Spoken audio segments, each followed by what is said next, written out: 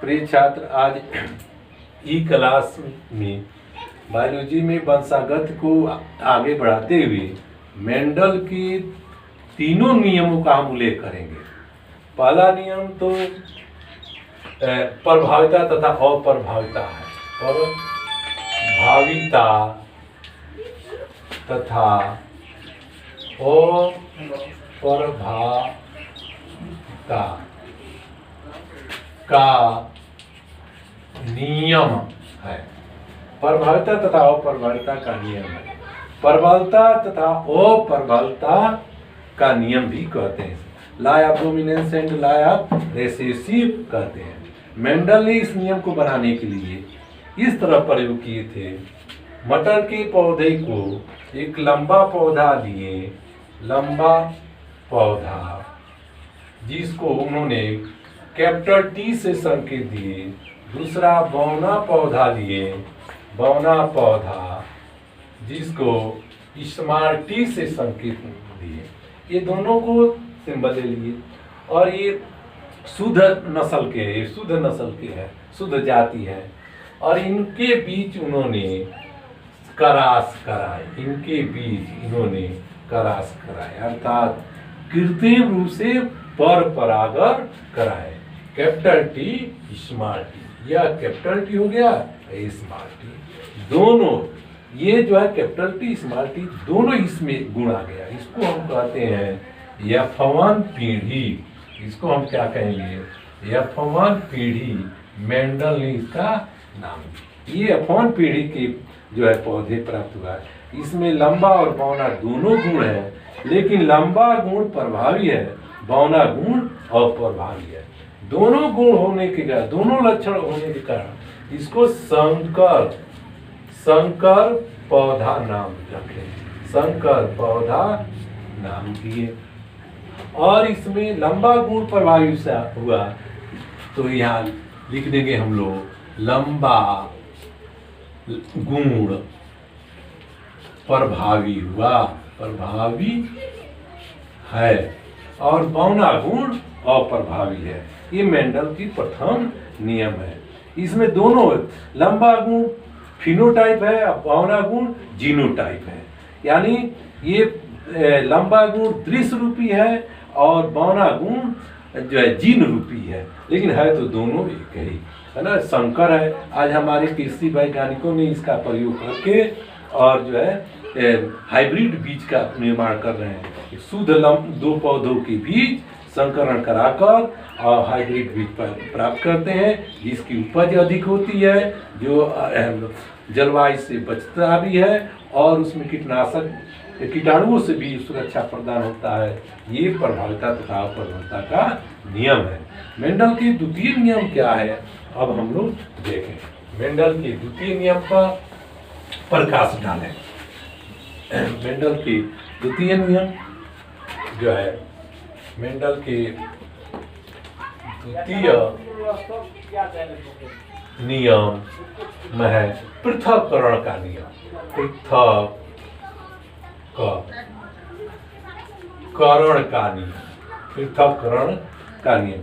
द्वितीय नियम है पृथक्करण का नियम, लॉ ऑफ सिगरेशन। लॉ ऑफ सिगरेशन इसको कहते हैं। तो ये मेंडल का जो द्वितीय नियम किस तरह है? मेंडल ने क्या किए थे? प्रथम नियम में F1 पीढ़ी के जो पौधा, F1 पीढ़ी के जो पौधा प्राप्त हुए थे, कैपिटल टी और स्मॉल टी जो हाइब्रिड पौधा प्राप्त हुए थे, इसके बीच उन्होंने संकरण कराए। तो कैसे? कैपिटल टी स्मॉल टी के बीच क्रॉस कराए। कैपिटल टी स्मॉल टी दोनों के बीच उन्होंने क्रॉस किए। F1 पीढ़ी के जो पौधे जो प्राप्त हुए और उनके बीज को एकत्रित किए, पुनः जो है उसको जर्मिनेशन किए और पुनः उसमें कृत्रिम पर परागण कराए। कैसे? कैपिटल टी से स्मॉल टी से कैपिटल टी को मिलाए, फिर से स्मॉल टी को स्मॉल टी से संकरण कराए, फिर से ये कैपिटल टी को इस कैपिटल से संकरण कराए, फिर से इस कैपिटल टी को इस स्मॉल टी से संकरण कराए, कैपिटल टी स्मॉल टी। ये जो है इस तरह उन्होंने संकर कहा है। देखिए इसमें कैपिटल टी, इसमें स्मॉल टी नहीं है, तो ये शुद्ध लंबा पौधा हुआ। क्या हुआ? शुद्ध लंबा पौधा हुआ, लंबा हुआ। और इसमें स्मॉल टी है, इसमें कैपिटल टी नहीं है, तो ये शुद्ध बौना पौधा हुआ, शुद्ध बौना पौधा हुआ। और ये दोनों पौधा कैपिटल टी स्मॉल टी दोनों में लंबा गुण है, बौना गुण है, इसलिए यह संकर हुआ, ये पौधा संकर हुआ। देखिए यह एक है, यह संख्या में 2 है, यह संख्या में 1 है, तो इसको हम कहेंगे कि एक संबंध है, दो संबंध है, एक के अनुपात में मेंडल के द्वितीय नियम में पौधा प्राप्त होता है। अर्थात इसको हम 3 संबंध है एक भी कहते हैं। अर्थात इसको एक बार ऐसे भी लिख सकते हैं कि 25% संबंध है, 50% संबंध है, 25% ये जो होते हैं।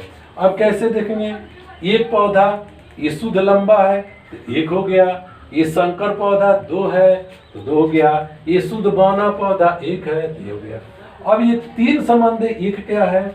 देखिए ये लंबा शुद्ध लंबा तो ही है, ये संकर पौधा जो है इसमें मेंडल के प्रथम नियम में लंबा गुण प्रभावी हुआ था, तो ये लंबा हुआ, तो 2 लंबा यह, 1 लंबा यह, तो 3 हो गया, 1 शुद्ध बौना हो गया, तो 3 संबंध 1 हो गया। उसके प्रतिशत में निकालना चाहते हैं तो ये 25%, ये 50%, ये 25%, तो ऐसे करके उनका ये जो है द्वितीय नियम है। इसमें जो प्रथम नियम में जो पौधे प्राप्त हुए थे इसमें अलग अलग हो गए, एक संबंध 2 संबंध 1 के अनुपात में उन्होंने अलग अलग इसमें पौधा हो गया। इसे हम जो है पृथक्करण का नियम कहते हैं।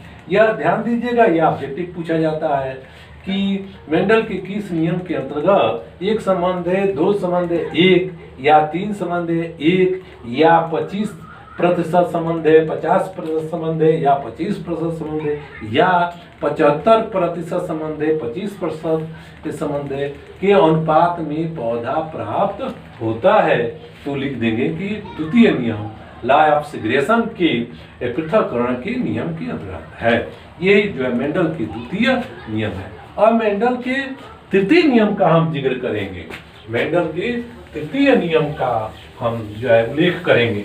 क्या है मेंडल के तृतीय नियम? थोड़ा सा मेंडल के जो है तृतीय नियम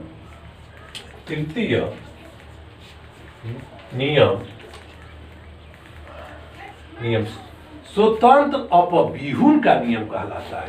तृतीय नियम क्या है? स्वतंत्र अपव्यूहन।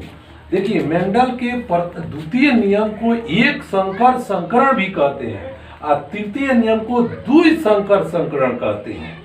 तृतीय नियम में मेंडल ने क्या किया? द्वि संकरण कराए, और कराए तो इसमें किस अनुपात में पौधा प्राप्त हुआ? तो 9 संबंधे 3 संबंधे 3 संबंधे 1 के अनुपात में पौधा प्राप्त हुआ। 9 संबंधे 3 संबंधे 3 संबंधे 1 के अनुपात में पौधा क्या होता है? प्राप्त हुआ। और इसमें एक चकरबोर्ड बनता है, आप लोग उस पर नेक्स्ट बार बताएंगे। तो ये 9 संबंधे 3 संबंधे 3 संबंधे 1 के अनुपात में तृतीय नियम मिलता है, और इस नियम को हम स्वतंत्र अपव्यूहन का नियम द्वि संकर संकरण भी कहते हैं।